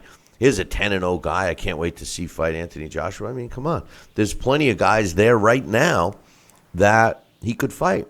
It's just the willingness of all the parties involved. All the claws into the cash cows are involved. And if they're willing to play nice, it can all happen. But the greed factor, Sal, the greed factor, it's killing. Comes down to greed. Unfortunately. But anyway, I got one more email, and this one is from our friend Angel from Wisconsin. And it's a baseball topic. It's a baseball. All right. And so he says, Hola, Senor C. I'm a baseball fan, and I grew up at a time when baseball had no interleague play. I miss those days, and in a way, I liked that baseball was different than other major sports with the interleague games. If I was the commissioner, I would at least do a year of no interleague. My second subject is the designated hitter rule and how the American League has it and the National League doesn't. I'm not in favor of the DH, and I like how the National League, by having no DH, means playing the game the old school way, and the strategy is different. If you were the baseball commissioner, what would you do with both the DH and interplay league rules? Wow. Great questions, and I appreciate that, Angel. First and foremost, as far as the interleague play, when they first started that, I think the thought process was to have the rivalries that baseball could have had, like we see in football. In football, we did merge two leagues together, the AFL and the NFL, back in 1970, and it became the AFC and the NFC. And then at the end of the year, we have a Super Bowl, which puts the champion of the AFC against the NFC, which in a sense is kind of, replicating what we had originally in the first three Super Bowls, with the Jets winning the third one, by the way, when the AFL played the NFL. But since 1970 merger, AFC teams play NFC teams, so in a sense, that's interleague play. Now, as far as baseball is concerned, I don't mind the interleague play, especially in my case, being a New Yorker. I get to see the Mets and Yankees play each other, and if you're from Chicago, you get to see the Cubbies and the White Sox play, and Florida has the Tampa Bay Rays and the Florida Marlins, and those kinds of rivalries I think are good. It's the games that make no sense. You have the Dodgers playing the Indians or something. What's the point? So I think if they kept the interleague play in baseball focused on interstate rivalries, I think that it would go good. The other thing I don't like about the interleague is some teams have a hard time with those different rules that I'm going to touch on right now, and the interleague play could actually really hurt their own playoff chances within their own division and league. So if they could keep it to just the rivalry stuff, I'm for it. But some of these other extended interleague play games like they're doing now, I think is over the top. Now, as far as the DH is concerned, I feel that the DH is bad for baseball. I like the fact that a pitcher has to hit. I think that it does change the concept of the game. Guys, although a lot of older players that are hitters that lose their ability to field can find a home and a paycheck for several more years in the American League because they can hit the ball still, but they can't run, they can't field, they can't do anything else but hit. And, the pitcher doesn't have to hit. I think it hurts the pitchers in the World Series and interleague play when they do have to hit. Personally, I think I would love to see, no DH in baseball.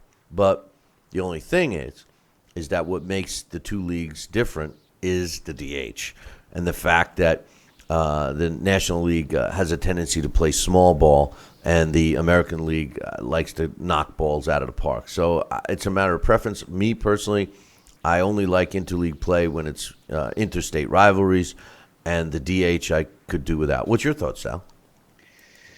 I do like interleague play, and remember the first year it came out, and it was neat because just as you said, I said, "Wow, the Yankees going to play the Mets," and it was exciting, and I think it's a neat thing because look at the end of the year, you're having the World Series, and for these two teams to these two divisions, like a world sanctioning body to merge together for unification, I think it's a great thing, and I think it would be like an opportunity for these teams to get to know one another. And as far as one league having the DH and the other league not having a DH, I'm not a fan of the DH.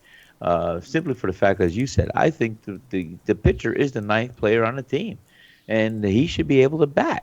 And that's it. That's as simple as you want to make it. The DH was invented, and for whatever reason, because pitchers weren't known to be big batters, and they want to put a superstar who's a DH that could pull the game or turn the game around. That's fine. Now I understand that, but I do appreciate when each league sticks to their rules and regulations, and the other team will have to cross over and try it.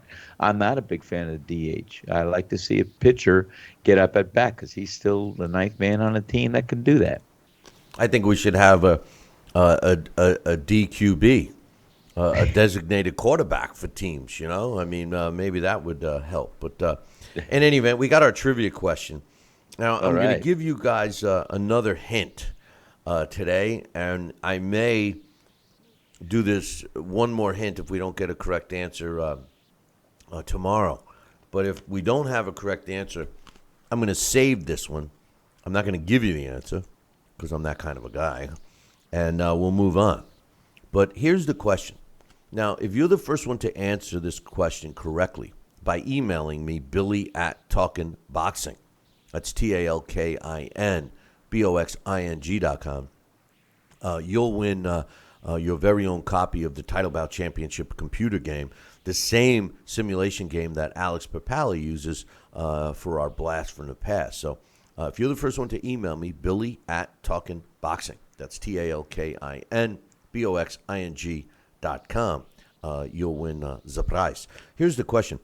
Which former world champion lost the most title fights? Which former world champion lost the most title fights? Now, here are the hints. The first hint is that he fought two of his opponents 2 times each. So 4 of his total fights that he lost, his total title fights that he lost, were against 2 guys. Because he lost, 2 times 2 is 4, right? The other hint that I want to give you is that of all of these losses, this guy was stopped 4 times. He was stopped 4 times. All the rest of the fights, he went the distance. So if you're the first one to email me the correct answer, Billy@TalkinBoxing, that's TalkinBoxing.com, you'll win the prize. Now, as usual, I want to give, because Sal's been studying, and I want to give him a chance to spoil the apple cart and give us the correct answer here, and then I'll move right on to the next one right now. So, Sal, now that you have the hints, the question is which former world champion lost the most title fights? The first hint was that he fought 2 of his opponents 2 times each, and the second hint is that of all these lost title shots, he was stopped 4 times. Sal, Rocky Senecola, who do you think this is? Jack Dempsey? No, Sal, it's not Jack Dempsey, and I appreciate your shot at this. And unfortunately for the listeners and viewers out there, you guys are going to have to try and guess it. It's email me, Billy@TalkinBoxing. That's TalkinBoxing.com. On this day in boxing history, May 16th, in 1998, Jean-Baptiste Mendy wins a 12-round decision over Orzubak Nazarov to win the World WBA light the WBA World Lightweight title, and that took place in Paris, France. On this day in 1987, Santos Lacar knocks out Gilberto Roman in the 11th round to win the WBC World Junior Bantamweight title, and that fight took place in France.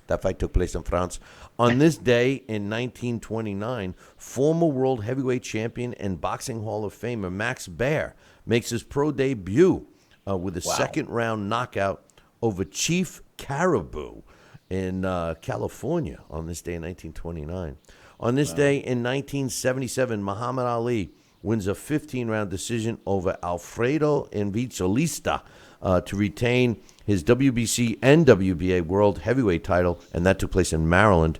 On this day in 1975, Muhammad Ali knocks out Ron Lyle. Ron Lyle was one of my favorite fighters. In the 11th round to retain his WBC and WBA World Heavyweight titles that took place in Vegas.